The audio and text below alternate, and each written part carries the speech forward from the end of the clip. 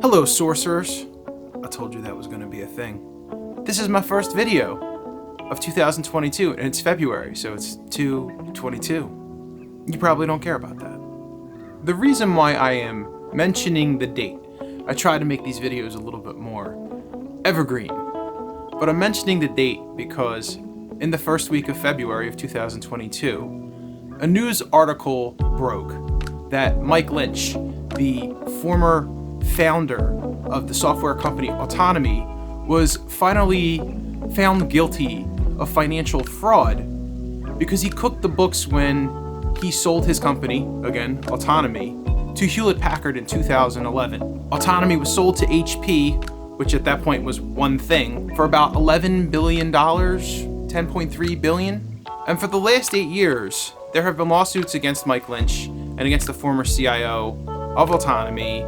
They've been trying to get him extradited in the United States versus the UK, and it seems like that is going to happen. He has definitely been found guilty of fraud, and he is most likely going to face charges in the United States first.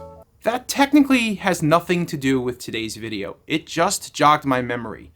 That Autonomy situation was one of the root causes of why I initially started my blog. Back in 2009, 2010, I started to keep a running track of what was happening with these IT suppliers that I was managing at the time. So I had a record to go back to, I had notes, and then I eventually started sharing them with my team and then ultimately my employees. But situations like the HP acquisitions, all of the Watson acquisitions with IBM, which was another, they recently announced that they're selling off the Watson assets for health. And that was another thing that made me very nostalgic.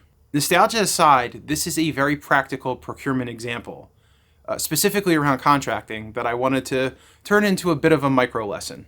When a procurement professional is negotiating a contract, we have to think about the potential possibility of this service provider, this software asset, this hardware asset. We have to think about the possibility of it being acquired by another company. You want to make sure that some of the terms that you're negotiating in that master contract with the original company survive at least for a certain duration of time should that asset be acquired by another company. Let me give you an example of why. When Hewlett Packard purchased Autonomy in 2011, they very quickly realized that the company was not as financially profitable as the book said, hence the lawsuit.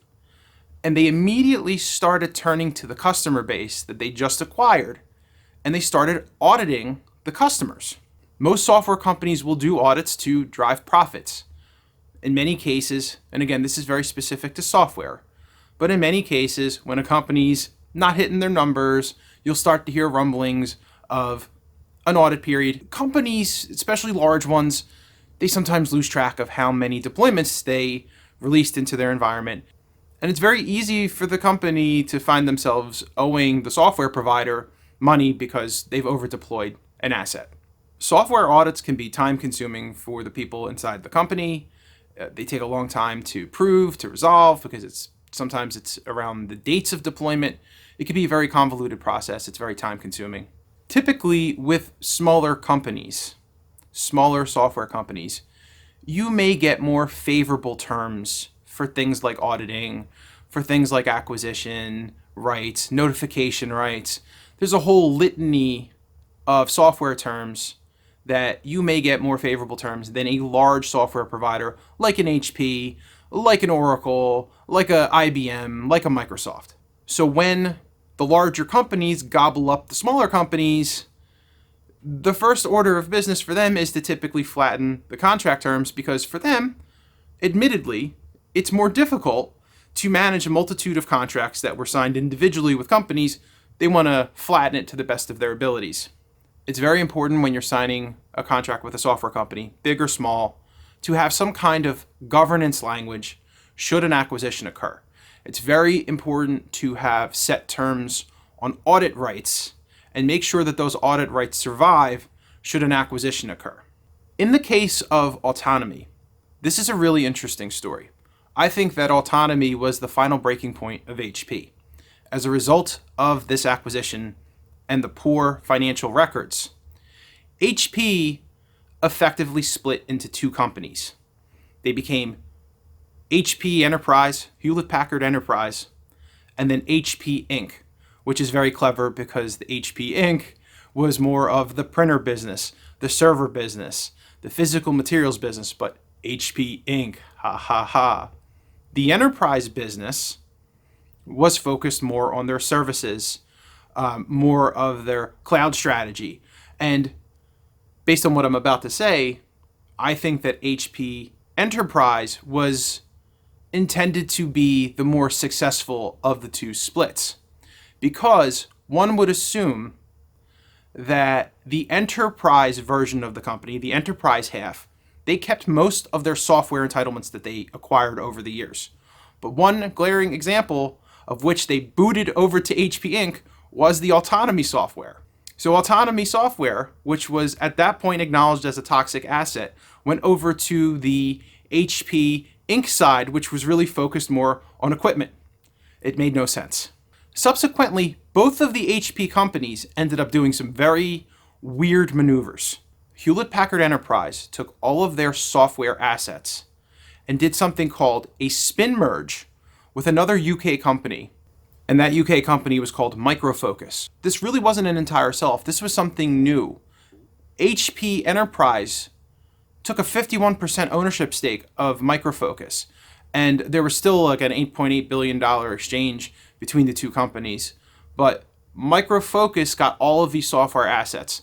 Micro Focus historically has been a company that has a reputation for buying software assets that are end of life or not profitable with some of these larger companies, and they keep them alive, but they keep them alive in that audit cycle.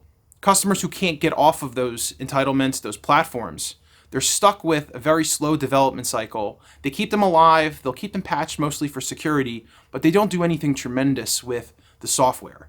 Sometimes these companies are called like software graveyard companies.